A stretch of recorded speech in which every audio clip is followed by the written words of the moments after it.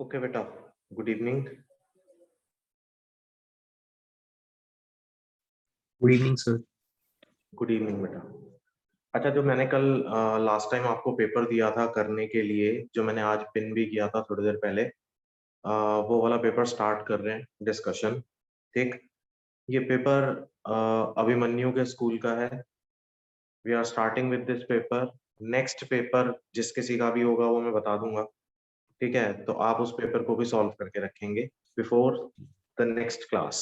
Okay. Sir हाँ बेटा। तो मेरा सेकंड प्री बोर्ड हुआ था, मैं आपको उसका पेपर भेज दूंगा हाँ क्लास बेटा, वो जरूर भेज देना। में। तो that will be beneficial for all of you. ठीक है। Yes sir. अच्छा,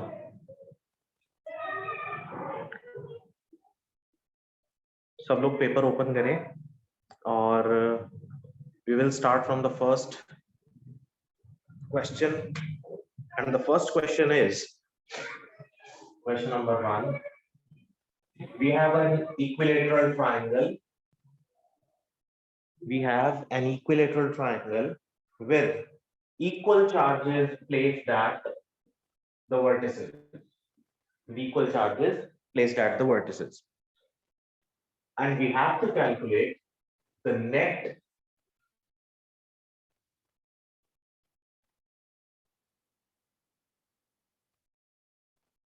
electric field at this point O.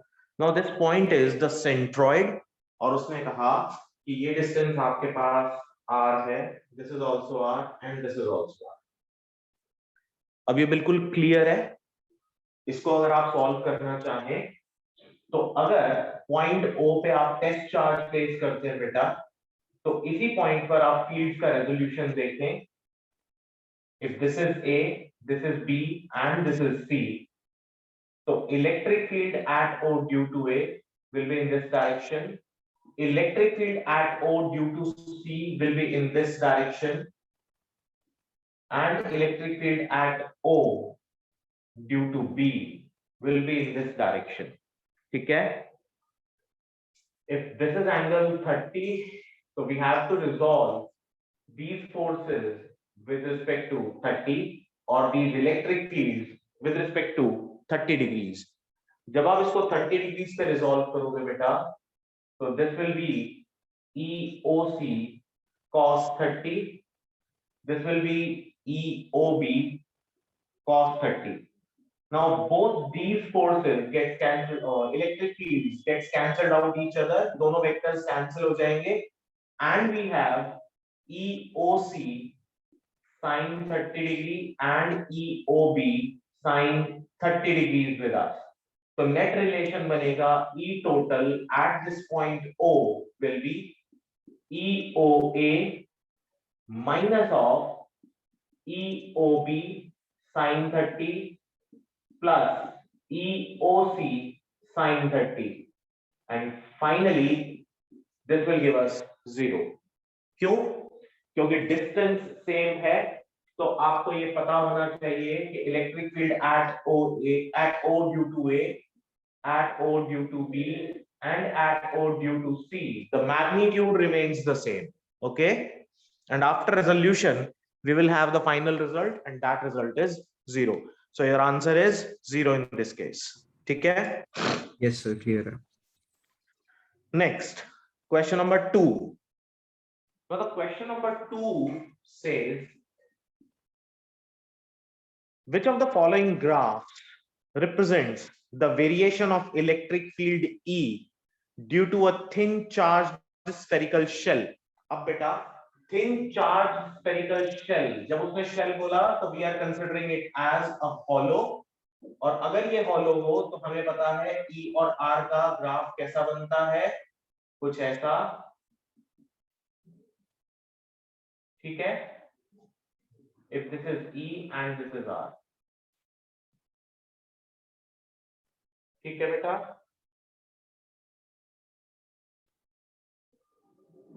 Yes sir. अगर ये सॉलिड होता फिर कैसा बनता? फिर यहां से स्ट्रेट लाइन और ले लेते। ठीक है?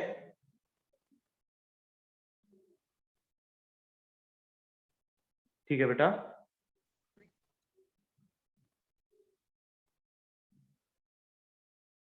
सर ई है ना तो बेटा सॉलिड के लिए क्या होता, सॉलिड के लिए होता पहले वो डायरेक्टली प्रोपोर्शनल होता है एंड देन उसके बाद वो इनवर्स रिलेशन में जाता है ना।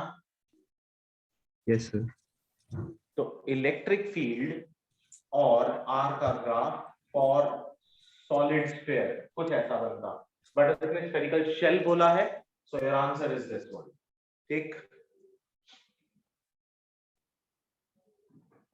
Next question number 3। Question number 3 तो क्लियर है, बिल्कुल आसान है। क्वेश्चन नंबर 3 में कुछ नहीं है। क्वेश्चन नंबर 3 कहता है the value of electric permittivity of free space epsilon naught की value. Question number 3, epsilon naught की value 8.854 into 10 to the power -12।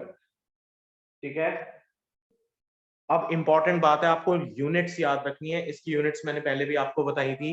Unit निकालने के लिए आप क्या करेंगे, फोर्स का फॉर्मूला देखेंगे, this is 1/4 pi epsilon naught q1 q2 by r square. तो एप्सिलॉन नॉट की यूनिट होगी coulomb square per newton per metre square. ठीक है,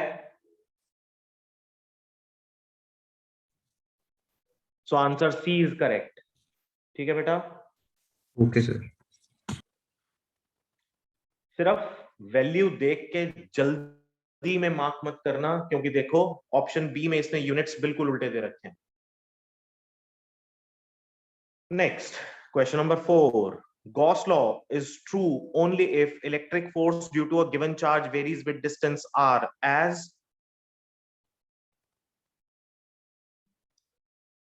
Gauss law is true only if electric force due to a given charge varies with the distance r as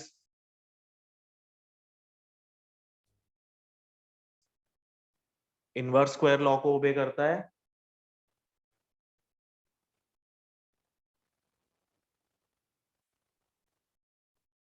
बेटा question number 4, Gauss law में electric field या electric field में भी force तो होगी ही ना, field is force per unit test charge, तो फोर्स और field they both are inversely proportional to r square ना।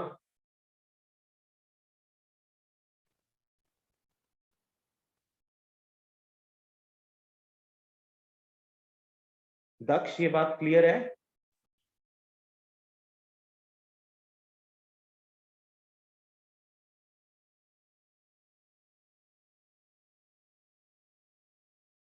एंजेला क्या ये बात क्लियर है बेटा? Yes sir. ऋषिका आपको क्लियर है बेटा ये बात? Yes sir. अन्वेषा,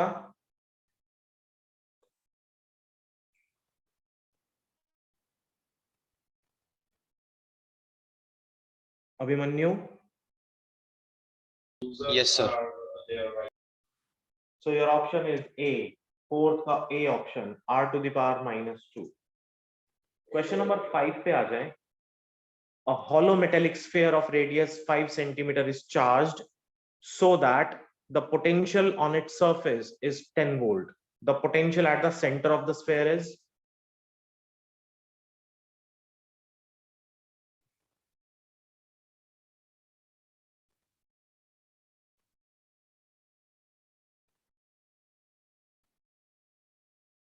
बोलो।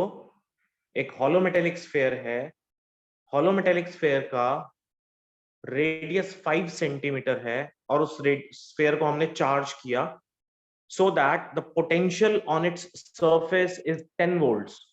सरफेस पर पोटेंशियल कितना? 10 volts। then what will be the potential at the center of the sphere?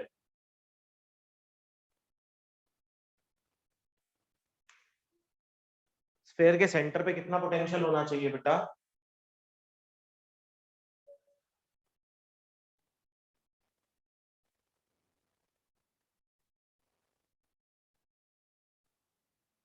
Samarth 10 volt कैसे?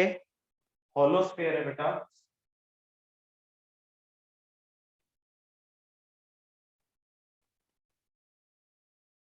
ऋषिका क्या होना चाहिए बेटा? सर 10 वोल्ट ही होना चाहिए रीजनिंग? सर, बिकॉज जो इलेक्ट्रिक पोटेंशियल और हॉलो मेटालिक स्फीयर में होता है वो कांस्टेंट होता है। वो कांस्टेंट होता है। और अगर हम सेंटर पर इलेक्ट्रिक फील्ड की बात करते तो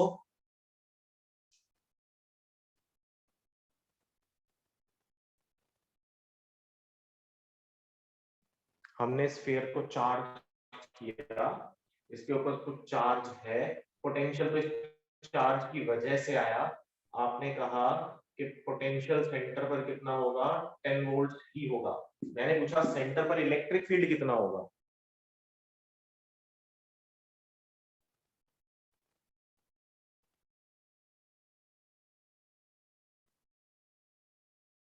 सर 0। इलेक्ट्रिक फील्ड 0 होगा। इलेक्ट्रिक फील्ड 0 हम करते हैं तो हम क्या कहते हैं? As there is no charge present there, है ना? Yes sir. और पोटेंशियल को हम लोग 10 वोल्ट्स ही लेंगे, तो जितना पोटेंशियल यहाँ पर है उतना ही पोटेंशियल हमें यहाँ पर मिलेगा। ठीक है? Yes sir. Question number 6. An electric dipole has the magnitude of its charge as Q and its dipole moment is P. An electric dipole has the magnitude of its charge as Q. एक electric dipole है, तो इसका मतलब if this is minus Q and this is plus Q और इसका dipole moment P हो, तो dipole moment is from negative to positive. ठीक है? तो this is P. It is placed in a uniform electric field E if its dipole moment is along the direction of the field. The force on it and its potential energy are respectively. Force बताएं कितना होगा अगर electric field की direction में ही dipole पड़ा हो तो? बिल्कुल ऐसे पड़ा हुआ है।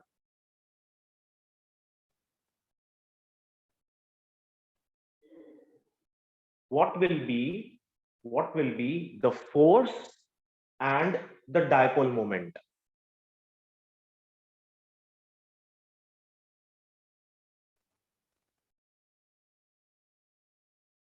फोर्स कितना होगा बेटा?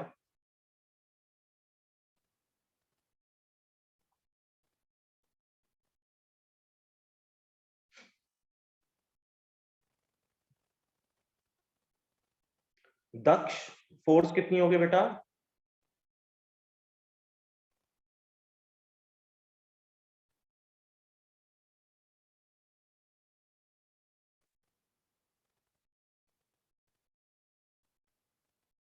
माही, फोर्स कितना होना चाहिए बेटा यहाँ पे?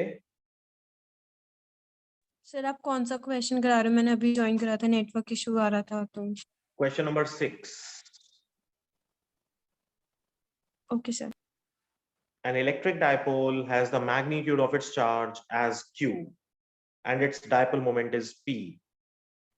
It is placed in a uniform electric field E if its dipole moment is along the direction of the field. अब dipole moment is along the direction of the field, तो force कितना होना चाहिए? सर 0। और what will be its dipole moment? Sir minimum होगा। Dipole moment का formula क्या होता है बेटा? Q into 2L.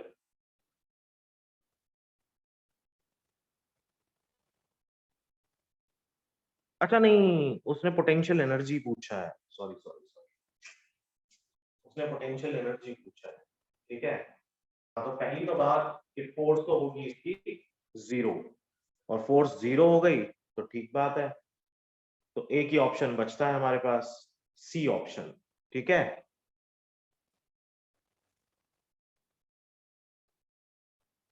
अच्छा फोर्स 0 क्यों है वैसे? सर ऑपोजिट डायरेक्शन में चार्ज। इसके ऊपर जो फोर्स लगेगी वो इस डायरेक्शन में होगी, Q into V, है ना? क्योंकि फील्ड हमेशा कहां से कहां मूव करती है, फ्रॉम पॉजिटिव टू नेगेटिव, तो positive charge tends to move in this direction negative will tends to move in this direction, तो इसके ऊपर फोर्स इस डायरेक्शन में एक्ट करेगी, ठीक है ना। Okay sir. Next question number 7. A positively charged particle is released from the rest in a uniform electric field. The electric potential energy of the charge, आपने उसको एक यूनिफॉर्म इलेक्ट्रिक फील्ड में एक पॉजिटिवली चार्ज पार्टिकल को release करा from rest, आप उसको from rest release कर देते हो, ठीक है, आपने उसको छोड़ दिया। पहली तो बात होगा क्या इसके साथ जब आप इसको छोड़ दोगे, या हम एक ऐसा वाला सिनेरियो ले सकते हैं, लेट्स से कि these are the two plates और ये प्लेट आपकी पॉजिटिवली चार्ज है और ये प्लेट आपकी नेगेटिवली चार्ज है। आप यहाँ से पॉजिटिव चार्ज को छोड़ दो तो ये पॉजिटिव चार्ज मूव करके किसकी तरफ आएगा, नेगेटिव की तरफ आएगा, आएगा ना। Yes sir. So this is a region of uniform electric field. आपने इसमें एक पॉजिटिव चार्ज को छोड़ दिया। अब वो क्या कह रहा है, कहता है the electric potential energy of the charge, पहला option remains a constant because the electric field is uniform, increases because the charge moves along the electric field, decreases because the charge moves along the electric field, decreases because the charge moves opposite to the electric field. क्या होना चाहिए potential energy के साथ?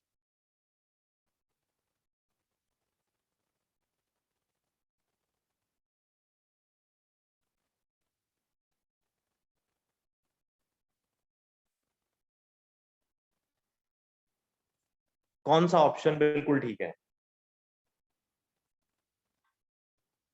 तो सी या D है। सी। C कैसे बेटा? सर बिकॉज वो हायर पोटेंशियल से लोअर पोटेंशियल पे गया तो decreases and along the electric field गया तो। ठीक बात है, it moves from higher potential to the lower potential और वो मूव कर रहा है in the direction of electric field. अच्छा, एक तो ये हो गया तरीका सोचने का। अगर कोई ऐसा सोचे तो क्या ये वैलिड होगा? एक छोटा सा डिस्कशन है कि यहां पर वो रेस्ट पे था, so this plate, positively charged plate, will repel it with a certain force and this negatively charged plate will attract it with a certain force. तो अब देखा जाए तो इसकी काइनेटिक एनर्जी बढ़नी चाहिए ना।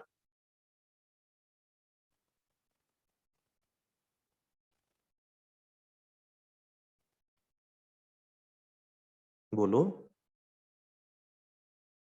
Yes sir. तो क्या अब पहले वाली एक्सप्लेनेशन वैलिड रहेगी? No sir. तो फिर क्या आंसर होना चाहिए? माही बताएं क्या हो सकता है बेटा?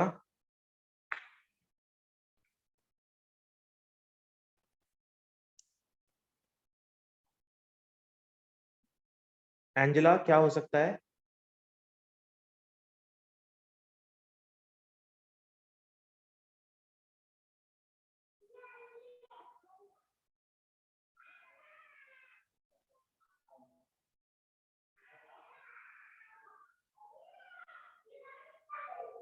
समर्थ क्या होगा बेटा? सी या डी लग रहा है। Decreases because the charge moves along the electric field. तो Yes, जो मैं sir. कह रहा हूं कि उसकी काइनेटिक एनर्जी बढ़ जाएगी, हाँ सर, तो पोटेंशियल एनर्जी कम हो जाएगी। तो पोटेंशियल एनर्जी कम हो जाएगी। बिल्कुल ठीक है, ओके सर। ठीक है। तो decreases because the charge moves along the electric field, so C is correct. Question number 8. The Kirchhoff's first law, summation I is equal to 0, and the second law, summation IR is equals to summation E. First law है summation I is equal to 0. KCL, summation I is equal to 0. KVL, summation IR is equals to summation of EMF E. तो पहले वाला जो law है, this comes for the law of conservation of charge, and this one is for the law of conservation of energy. So the option is D. First is the conservation of charge and the another one is the conservation of energy. Option number A तो वैसे he ruled out हो जाएगा यहां से, क्योंकि वो conservation of momentum की बात कर रहा है यहाँ पर, ठीक है। तो कंजर्वेशन ऑफ मोमेंटम से यहाँ कोई भी मतलब नहीं है, क्योंकि हम चार्ज और पोटेंशियल्स के बारे में बात कर रहे हैं, ठीक है। Okay sir. Question number 9, numerical. AB is a uniform resistance wire of length 1 meter. Galvanometer G shows in the figure no deflection when the length AC is equal to 20 centimeter. The resistance R is equal to, सीधा सीधा case है ये तो,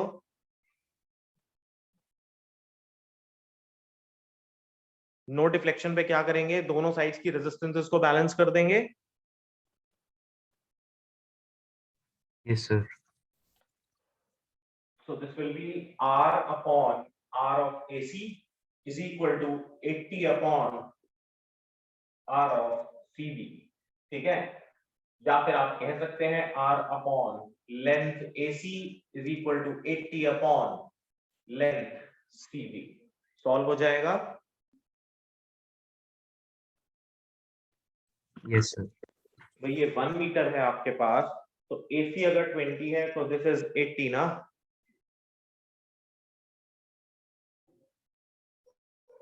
clear है? हाँ sir clear है।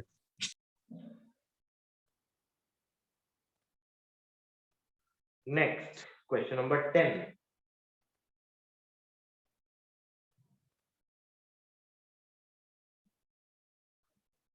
A wire of resistance 16 ohms is cut into 4 equal parts. These parts are then connected in parallel. The equivalent resistance of the combination is, 4 equal parts में आपके पास 16 ओम की वायर थी, जिसको कि आपने 4 इक्वल पार्ट्स में cut किया। तो each part counts for 4 ohms and all these 4 ohms are in parallel. तो नेट रेजिस्टेंस कितना हो गया बेटा? 1/4 into 4 तो 1 ओम, ठीक है।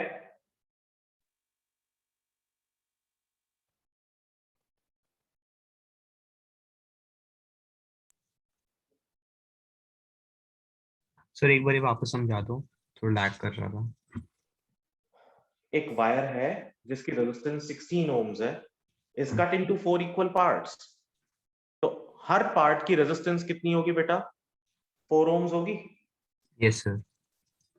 And all those 4 ohms are connected in parallel with each other. Okay sir. तो नेट रेजिस्टेंस कितना होगा? 1। Question number 11. A potentiometer consists of a wire of length 4 meter and a resistance 20 ohms. देखो जरा, एक potentiometer है आपके पास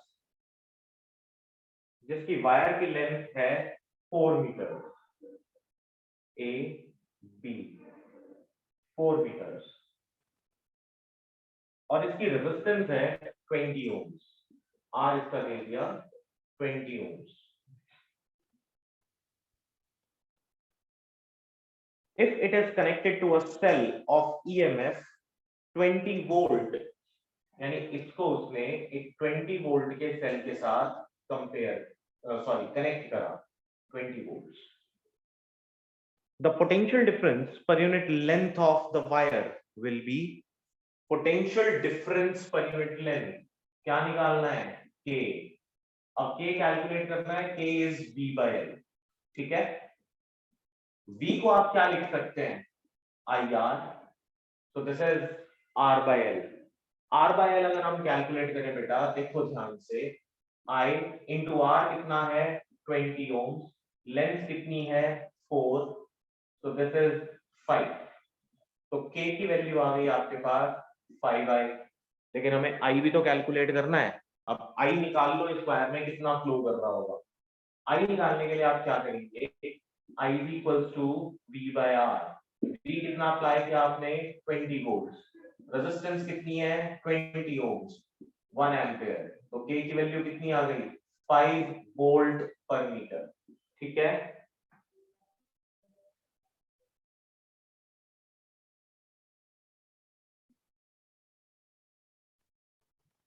ठीक है बेटा, Yes, sir. Yes sir clear है। ओके।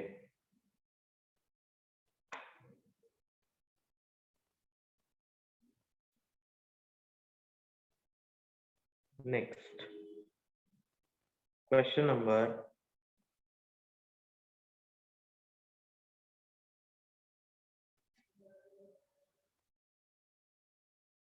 12। क्वेश्चन नंबर 12 कहता है an electron moves in a circular orbit with a uniform speed v। एक इलेक्ट्रॉन है which is moving in a circular orbit with uniform speed v, ठीक है, it produces a magnetic field b at the center of the circle। Centre of the circle पर वो कुछ magnetic field produce करता है। तो जब भी कभी इलेक्ट्रॉन रिवॉल्व करेगा किसी भी सर्कुलर पाथ पर, तो वहां पर कुछ ना कुछ करंट जरूर प्रोड्यूस होगा, तो मैग्नेटिक फील्ड कितना होगा बेटा mu naught I upon 2R, ठीक है, सर्कल के सेंटर पर होगा ना। Yes sir. It produces a magnetic field B at the center of the circle. The radius of the circle is proportional to, उसने कहा radius of the circle is proportional to, कितना होना चाहिए radius of the circle और किस किस value के proportional होना चाहिए। अच्छा एक बात बताओ, अगर वो सर्कुलर पाथ पर मूव करता है तो उसके ऊपर एक फोर्स एक्ट कर रही होगी जिसको आप कहेंगे dqb, ठीक है, वेलोसिटी इस तरफ और फोर्स अंदर की तरफ एक्ट कर रही है, दिस इज dqb, ठीक है, बट इसकी बैलेंसिंग फोर्स क्या होनी चाहिए mv square by r। so if we compare the two forces, then v से आप v को कैंसिल आउट करें तो r आपके पास हो जाएगा mv upon v cube। तो उसने कहा resistance is proportional to, sorry resistance कह रहा हूं, radius is proportional to। now look at here, mass and charge both are constants, so r is directly proportional to v by v, ठीक है।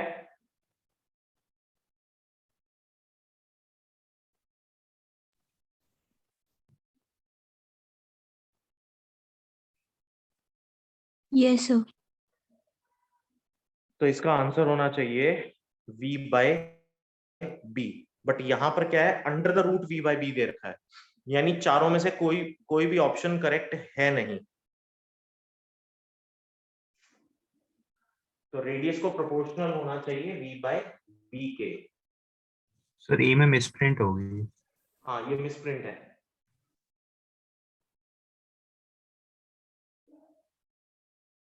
ठीक है।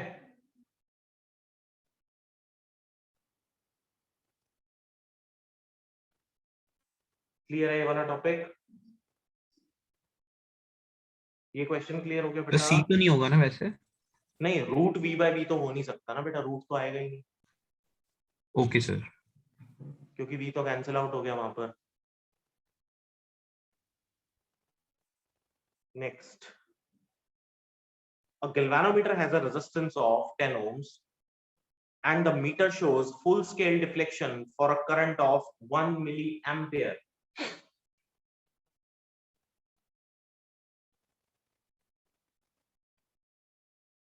एक गैल्वेनोमीटर है जिसकी जो रेजिस्टेंस है 10 ohms है, यानी G की वैल्यू है 10 ohms and the meter shows full scale deflection for a current of 1 milliampere।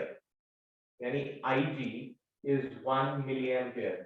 मैंने आपको पहले भी बताया था, स्टेटमेंट को ध्यान से पढ़ेंगे, जहां कहीं पर भी वो ये कहता है कि meter shows full scale deflection, तो वो कौन सा करंट होगा? गैल्वेनोमीटर करंट होगा, ठीक है।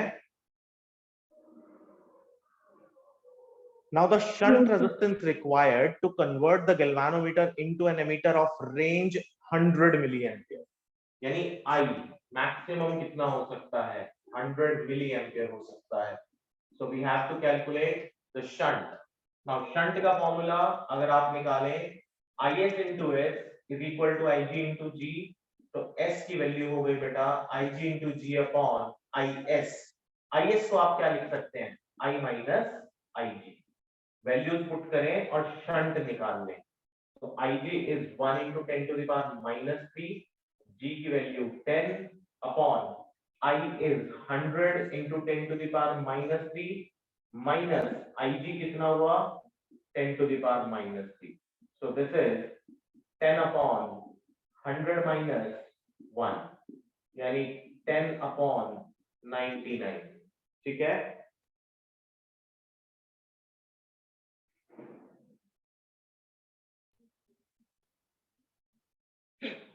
ठीक है बेटा, यस सर।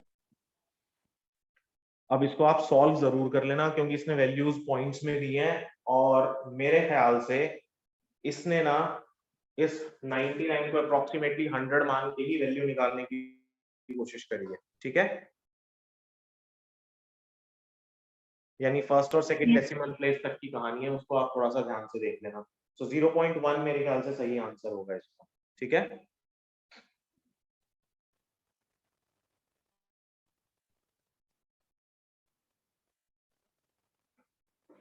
ठीक है ना बेटा, 0.1 आएगा ना? Yes, sir. Yes sir. Yes, sir. Okay, next, the angle of dip at magnetic equator। याद रखेंगे, angle of dip at poles कितना होता है? 90 डिग्री। तो angle of dip at equator कितना होगा?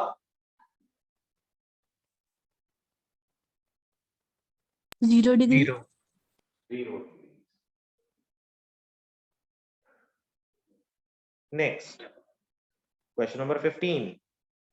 A coil having an area 2 meters square is placed in a magnetic field which changes from 1 Weber per meter square to 4 Weber per meter square। यानी यहां आपको इस question में change in,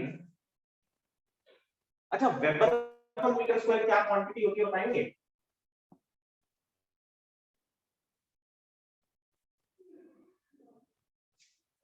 weber per metre square क्या होता है? Flux per unit area. क्या होता है? Flux per unit area. यानी बात किसकी कर रहा है? Magnetic field. Flux per unit area, ये वेबर हुआ, ये metre square. So weber per metre square is nothing but B. Flux का फॉर्मूला होगा ना बी डॉट ए, तो weber per metre square is B. तो आपको मैग्नेटिक फील्ड दे रहा है, एरिया ऑफ कॉइल उसने दे रखा है 2 metre square. So B1 is 1 weber per metre square, या फिर आप टेस्ला लिखें। B2 is 4 weber per metre square. निकालने को क्या कह रहा है? In an interval of 2 seconds. Time भी दे दिया उसने 2 सेकेंड्स। क्या था? Induced EMF in the coil will be, अब ईएमएफ का formula is equals to minus of d5 by dt। क्या लिख सकते हैं इसको? Minus of d by dt of dA। आप इसको ऐसा लिख सकते हो, एरिया तो कांस्टेंट है, तो E is equals to minus of area dV by dt, जिसको क्या आप फर्दर लिख सकते हो minus of A delta V by delta T। अब देखो, मैं dV बाय dt को delta V by delta T में चेंज कर रहा हूं। इस पर्टिकुलर कॉन्सेप्ट को हम बहुत बार डिस्कस कर चुके हैं कि आप कब dV बाय dt लेंगे और कब delta V by delta T लेंगे। अगर चेंज इज वेरी सिग्निफिकेंट तो आप उसको delta V by delta T consider करेंगे। So this will be minus of A B2 minus B1, यानी final minus initial upon time t। a कितना है 2 with a negative sign, b2 कितना था 4, b1 कितना था 1, टाइम कितना था 2। ठीक है, तो सॉल्व करा तो आंसर आ गया 3 वोल्ट। ठीक है,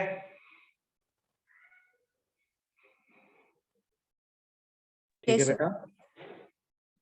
अब ये चीज का ध्यान रखना, आप सॉल्व करोगे तो आंसर -3 वोल्ट आ रहा है, बट इसने -3 दे नहीं रखा। इट मींस कि वो वहां पर मैग्नीट्यूड ऑफ ईएमएफ को कंसीडर कर रहा है, साइन को कंसीडर नहीं कर रहा। तो your correct option is 3 volts. ठीक है, Yes, sir.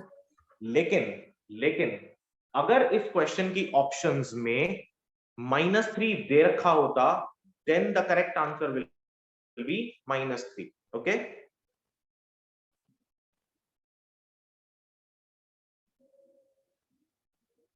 Yes, sir. Okay, ठीक है Rishika. Yes, sir. Question number 16. Alternating current cannot be measured by DC emitter because AC cannot pass through DC emitter. AC changes its direction. Average value of AC for complete cycle is 0. AC is virtual.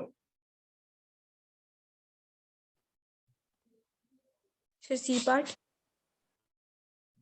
Average value of AC for complete cycle is 0. लेकिन AC instantaneous होगा तो वो virtual भी तो होगा, RMS भी तो हो सकता है।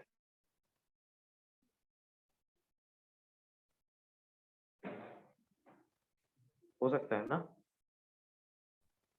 Yes, sir. हो सकता है, बिल्कुल हो सकता है। तो option C and D both ठीक, बोथ करेक्ट है।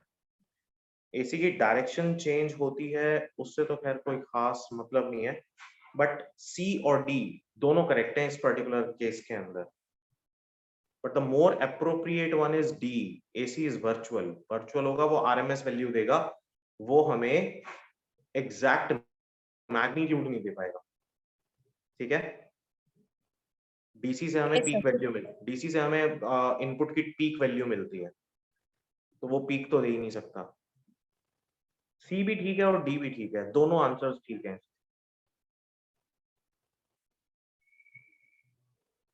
ठीक है, किसी को कोई डाउट है इसमें? सर अगर No, कोई sir. एक करना हो तो? अगर एक करना हो तो I think AC is virtual more appropriate one.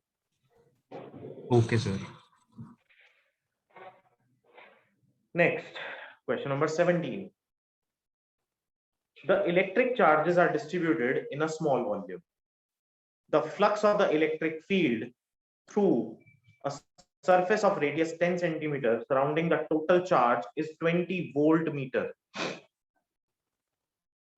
The flux over a concentric sphere of radius 20 centimeter will be, फिर से देखते हैं, electric charges are distributed in a small volume. The flux of electric field through a surface of radius 10 centimeter surrounding the total charge is 20 volt-meter. यानी अगर मेरे पास एक sphere है, मोटा मोटी बात सिर्फ इतनी सी समझें कि अगर मेरे पास एक स्फीयर है और इस स्फीयर का रेडियस 10 सेंटीमीटर, ठीक है, और एक स्मॉल वॉल्यूम में कुछ टोटल चार्ज यहां पर कॉन्सेंट्रेटेड है, और इस 10 सेंटीमीटर स्फीयर के थ्रू जो फ्लक्स मुझे मिल रहा है दैट इज 20 वोल्ट-मीटर। ठीक है, यही कह रहा ना प्रॉब्लम? ठीक है, yes sir. Yes, sir. Yes, sir. इतनी बात तो उसने सिचुएशन समझाई हमें, बट द प्रॉब्लम कहता है कि अगर ये स्फीयर 20 सेंटीमीटर का होता तो फ्लक्स कितना होता? फ्लक्स इतना ही होता, फ्लक्स थोड़ी चेंज हो जाता, क्योंकि फ्लक्स किस पर डिपेंड करता है? फ्लक्स डिपेंड करता है charge enclosed with in the surface area, है ना? Yes, sir. अगर मैं इसको गॉसियन सरफेस मान लूं तो गॉसियन सरफेस यानी गॉस थ्योरम क्या कहती है? गॉस थ्योरम कहती है कि surface area integral of electric field is 1 upon epsilon naught times the total charge. Now the total charge remains the same, there is no change in the total charge, तो flux उतना ही रहेगा. So answer is 20 voltmeter. हाँ बेटा. तो दक्ष कह रहा है कि होस्ट ने परमिशन नहीं दिया अनम्यूट करने के लिए, इसलिए वो कर नहीं पा रहा. मैंने परमिशन नहीं दी, मैंने तो किसी को भी अलग से परमिशन नहीं दी बेटा. आप तो वो सब कह लोग रहा है. नहीं, मेरी तरफ से ऐसा कुछ नहीं है बेटा, मैंने कोई परमिशन नहीं रोक रखी है, कोई इशू नहीं है. सुन लो दक्ष.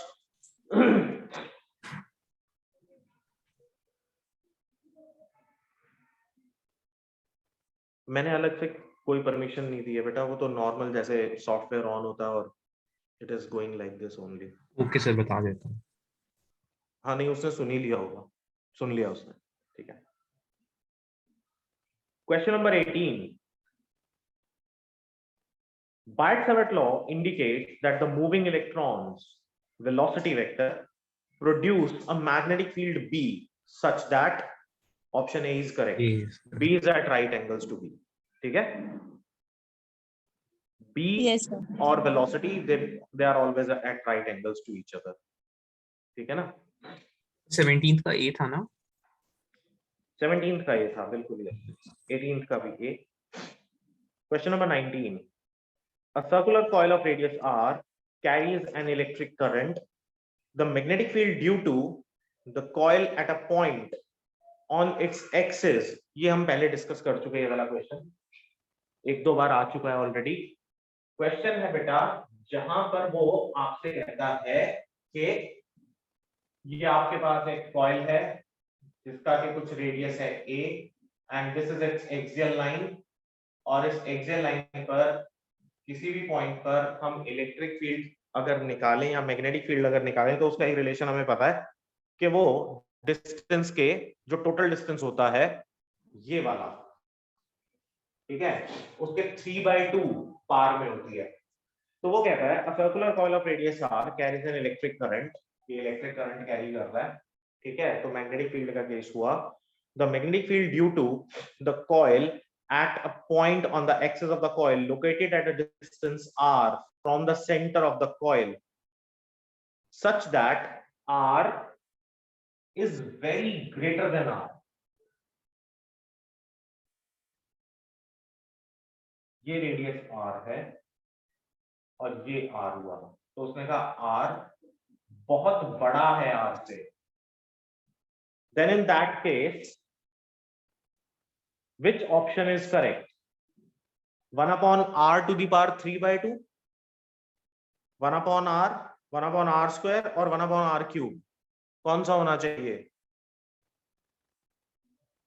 R cube. D. Option D is correct. ठीक है. Yes, sir.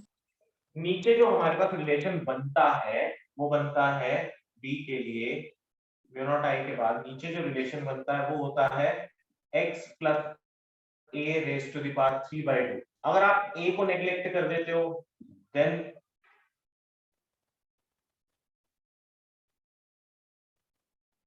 नहीं, ये रिलेशन बनता है बेटा under the root r square plus x square plus a square का होल 3/2. तो अगर मैं a को नेग्लेक्ट करूं तो वो x की पावर 3 हो जाएगी, और अगर मैं x को नेग्लेक्ट करूं तो वो a की पावर 3 हो जाना चाहिए. ठीक है. Yes, sir. So option D is correct. Question number 20. A magnetic needle is kept in a uniform magnetic field.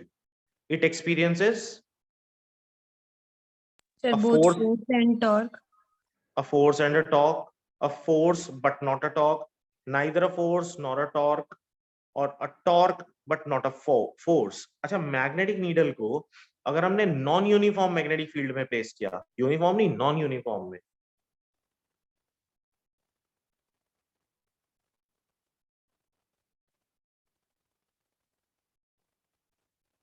अच्छा यूनिफॉर्म होता है तो क्या होता है? फोर्सेस अपोजिट डायरेक्शन में एक्ट करती हैं, है ना. तो हम कहते हैं कि नेट फोर्स तो 0 है बट टॉर्क एक्ट कर रहा है. Yes, sir. लेकिन नॉन यूनिफॉर्म हो जाएगा तो फोर्स जीरो नहीं हो सकता ना, तो नॉन जीरो फोर्स लगेगी वहां पर। Yes sir. लेकिन वो रोटेट तो कर सकता है, ठीक है।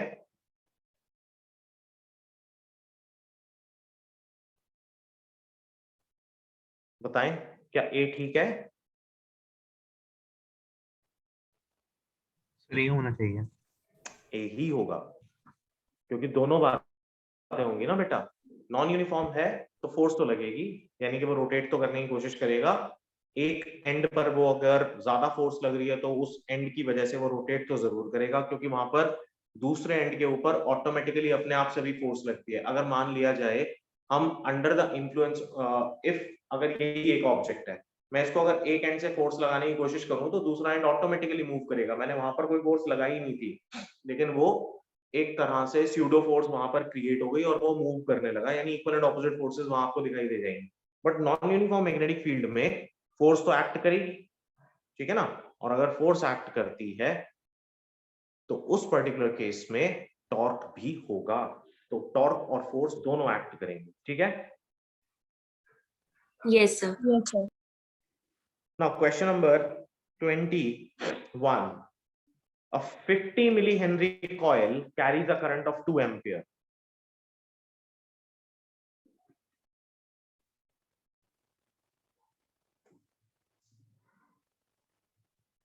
एक 50 मिली हेनरी कॉइल है and it carries a current of 2 amperes. The energy stored in the coil is, क्या फॉर्मूला होता है एनर्जी स्टोर्ड के लिए? हाफ LI स्क्वायर, ठीक है। एल आपको पता है, आई आपको पता है, सॉल्व कर लेंगे।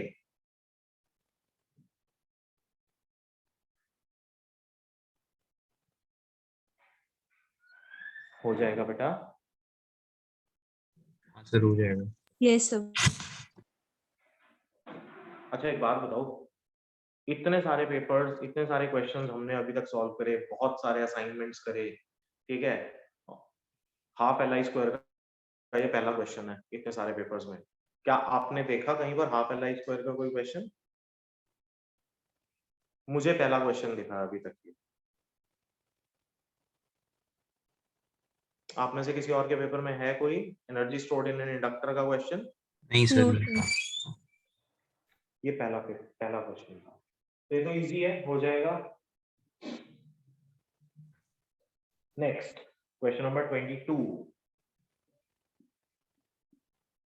A wheel with 10 metallic spokes, each 0.5 meter long, is rotated with an angular speed of 120 rpm in a plane normal to the Earth's magnetic field at the place. If the magnitude of field is 0.4 Gauss, अच्छा Gauss को tesla में convert करना कैसे करेंगे? 1 tesla is equals to 10 raised to the power 4 Gauss, तो 1 Gauss कितना हो जाएगा? 10 to the power minus 4 Tesla, ठीक है।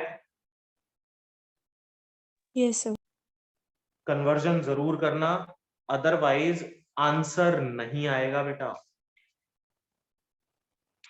बिना कन्वर्जन किए अगर आपने ये क्वेश्चन करने की कोशिश करी तो फंस जाओगे, फिर आंसर नहीं निकलेगा, ठीक है। तो कन्वर्जन पे खास ध्यान देना है, चाहे किसी भी तरह का क्वेश्चन क्यों ना हो, कोई भी क्वेश्चन क्यों ना हो, कन्वर्जन के ऊपर खास और खास ध्यान देना है आपने, ठीक है। Okay, sir. Yes sir. ठीक है। Angular speed 120 rpm in a plane normal to the Earth's magnetic field at the place. If the magnitude of the field is 0.4 Gauss, the magnitude of induced EMF between the axle and the rim of the wheel is equal to, formula क्या लगाओगे?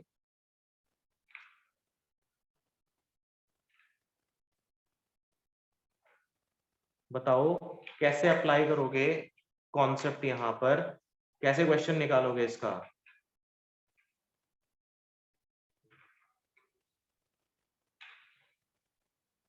NCERT का solve example है ये, ठीक है।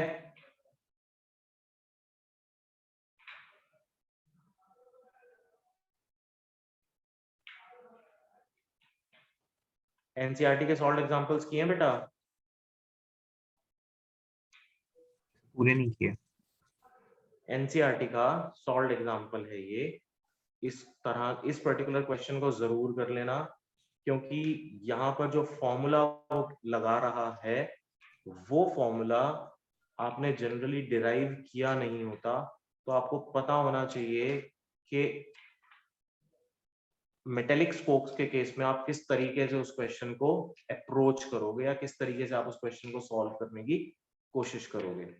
अच्छा, वैसे इसका फॉर्मूला होता है हाफ BL स्क्वायर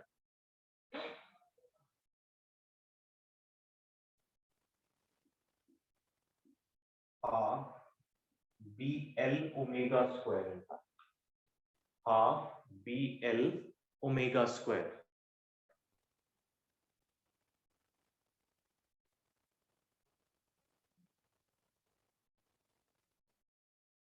आपको लेंथ भी दे रखी है, मैग्नेटिक फील्ड भी दे रखी है और एंगुलर वेलोसिटी भी दे रखी है, एंगुलर स्पीड इनफैक्ट ओमेगा आपको दिया हुआ है। ठीक है, यस सर। एक मिनट मेरे को चेक करना पड़ेगा फॉर्मूला, मुझे कंफ्यूजन हो रही है, शायद ये BL स्क्वायर ओमेगा ना हो, या आपके पास एनसीईआरटी है अभी तो एक बार ही देखना बेटा, मेरे पास नहीं है एनसीईआरटी, एक बार ही चेक करना इस फॉर्मूला को।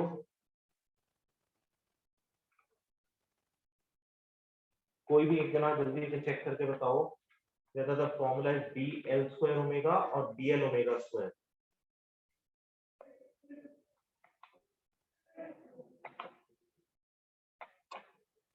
EMI में मिलेगा बेटा ये वाला क्वेश्चन आपको, BL स्क्वायर ओमेगा होगा। BL square omega होगा ना? Yes sir. So this will be BL square omega, तो half BL square omega। Check कराया या वैसे इसको मतलब डायमेंशनली चेक करके देख रहे हो? सर नहीं, BL स्क्वायर ओमेगा ही है। हाँ, BL स्क्वायर ओमेगा ही होगा बेटा, ठीक है। तो EMI का क्वेश्चन है ये आपका, और EMI में ये एक एग्जाम्पल सॉल्व एग्जाम्पल है और बहुत बार ये पर्टिकुलर एग्जाम्पल आपके पेपर में आ जाता है, तो इसको इसीलिए करना जरूरी है, जरूर और जरूर कर लेना बेटा, ठीक है। So this is BL square omega. चलो question number 23rd, the ratio of secondary to primary turns of an ideal transformer is 9:4. The ratio of secondary to primary turns, NS upon NP, is 9/4 of an ideal transformer is 9/4. What will be the ratio of power output to power input for the given transformer? अब ideal transformer के लिए मैंने आपको बताया था EXIS will be equal to EP/IP, यानी input power is always equal to output power, ठीक है। तो आइडियल ट्रांसफॉर्मर में there is no loss of power और नो लॉस ऑफ एनर्जी, और वैसे हम लोग इसको अगर रेशो की टर्म्स में लिखने लगे तो ES upon EP is equals to IP upon IS, ठीक है। यस। उसने बोला what will be the ratio of the output power to the input for the given transformer. अच्छा, ratio of output power to the input power बताना है, यानी P output upon P input, this means ESIS upon EP/IP.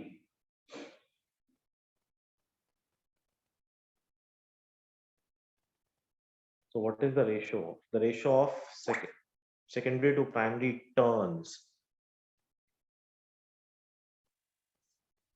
अच्छा, वैसे अगर यहाँ पे हमने जो फॉर्मूला बनाया था ES upon EP is equals to IP upon IS,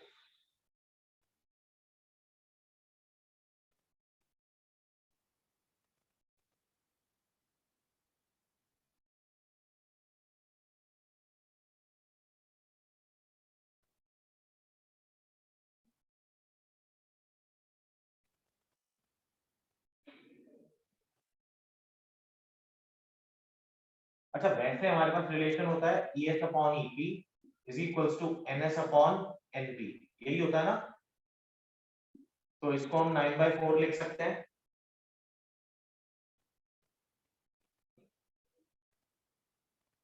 Yes, sir.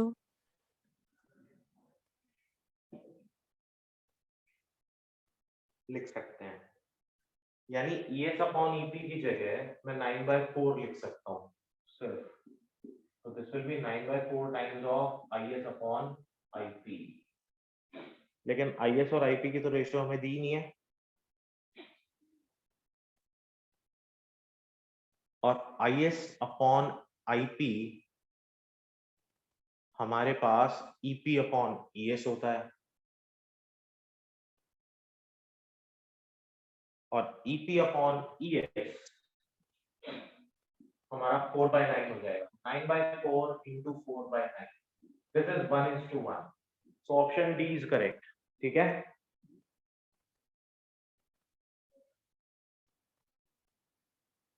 देखो ES upon EP is NS upon NP, जिसको कि आप लिख सकते हैं 9/4। तो आपने ES अपॉन EP को लिख दिया 9/4, बट अगर मैं IP अपॉन IS की बात करूं तो मुझे तो IS अपॉन IP दिया था, मेरे को इसको क्या करना पड़ेगा, रिवर्स करना पड़ेगा, रेसिप्रोकल करना पड़ेगा इसका।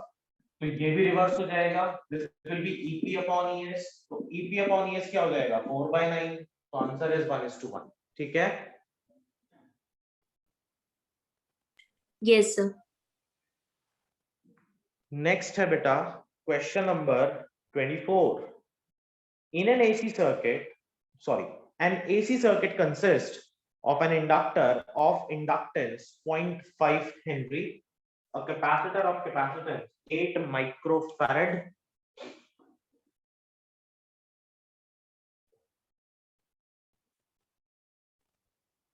देखो जरा, वो कहता है एक तो इंडक्टर है, दिस इज 0.5 हेनरी, एक कैपेसिटर है that is 8 microfarad in series. The current in the circuit is maximum when the angular frequency of AC source is, अच्छा मुझे I0 निकालना है, कब, when the frequency of the AC source is, मुझे frequency find out करनी है। और frequency कैसे निकालें,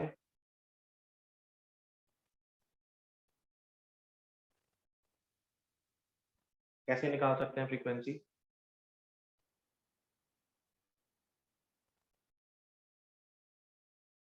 अच्छा at any given instant I किसके इक्वल होगा, I0 sin 2 pi ft, यही होगा। Yes, sir. अगर वो कहता है कि ये I0 sin 2 pi ft है, उसने कहा the current in the circuit is maximum when the angular frequency of the circuit is, of the source is, ये अगर I0 हो तो I0 will be equal to I0 sin 2 pi ft। अच्छा हम इसको ऐसे अप्रोच ही क्यों करें, L और C सर्किट है ना, LC सर्किट है तो रेजोनेंस लगा दो, XL is equal to XC, सीधा सीधा निकल गया। So F is equals to 1 upon 2 pi under the root L, सीधा आ गया बेटा, ज्यादा सोचने की जरूरत नहीं। ठीक है, Yes, sir. रेजोनेंस पे इंपिडेंस मिनिमम होगी, और इंपिडेंस मिनिमम होगी तो करंट मैक्सिमम होगा। ठीक है ना, Yes, sir. इंपिडेंस का फॉर्मूला क्या होता है, under the root R square plus XL minus XC whole square. हमें ये देखना है कि इंपिडेंस को मैं मिनिमाइज कैसे करूं।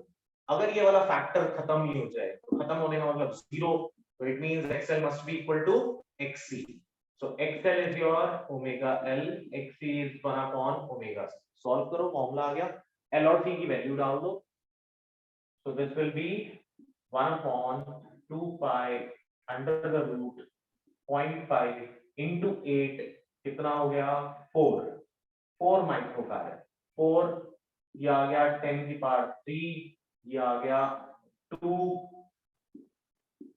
तो 1000 अपॉन 4 पाई, ये आंसर होगा।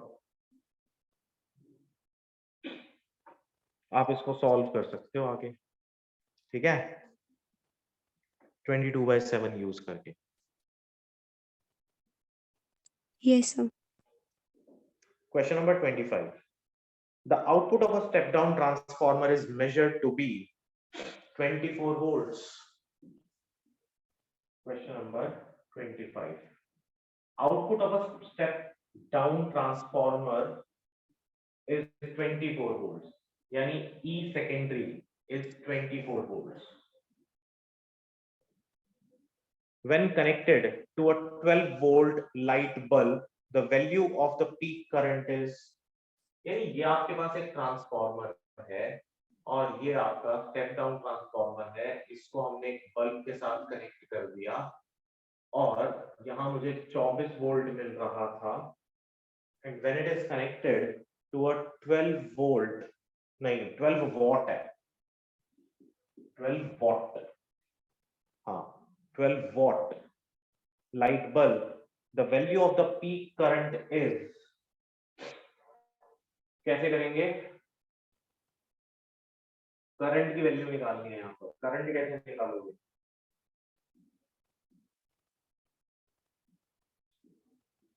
so power is equals to VI, ठीक है,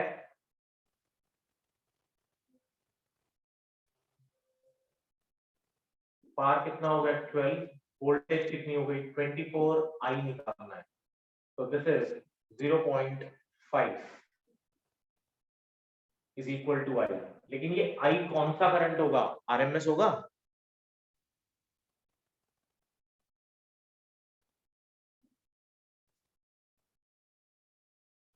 बेटा ये आई कौन सा करंट होगा, सर RMS ही होगा। आरएमएस ही होता है ना, तो ये आरएमएस होगा, अगर ये आरएमएस है तो फिर आई पीक किसके बराबर होगा, आई पीक होना चाहिए 0.5 √2, यही होना चाहिए, Yes, sir. तो पॉइंट हटा के 10 लगाएं, दिस इज √2/2, √2/2 को आप क्या लिख सकते हो, √2 अपॉन 1/√2, √2 अपॉन √2 into √2, यानी 1/√2 एम्पियर्स। ऑप्शन है क्या कोई सी, A part, यस sir. बिल्कुल। तो सेक्शन ए इस चैप्टर का, सॉरी चैप्टर कह रहा हूं, इस पेपर का यहाँ से सेक्शन ए कंप्लीटेड, ठीक है, आप लोगों ने पूरा पेपर अटेम्प्ट कर लिया है, ये मुझे करना है, सेक्शन ए तक कर लिया था, ठीक है, बाकी बचे हुए क्वेश्चंस भी करें और कल तक मुझे बताएं। एंजेला,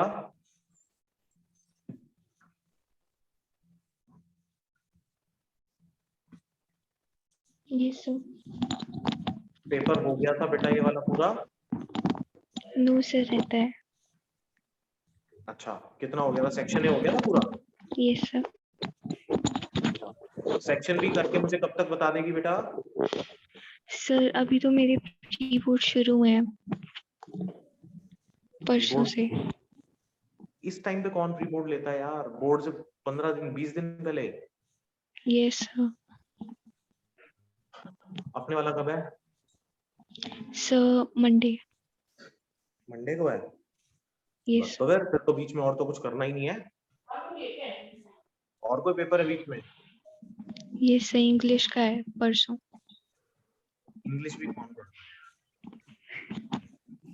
सर तो सैटरडे को इसके डाउट्स ला सकते हैं 11 to 2 की क्लास में, ला सकते हैं, अच्छा So 11 doubts to is- 2 मैंने 11 to 2 टाइम दिया तो है, बट क्या जो हमारा रूटीन टाइम है 3 to 5 वाला, क्या हम उसको 2 to 5 एक्सटेंड कर सकते हैं क्या, सर क्लास होती है सर 11 to 2 ही ले लो, 11 to 2 ही ले लूं, चलो ठीक है 11 to 2 ही ले लें।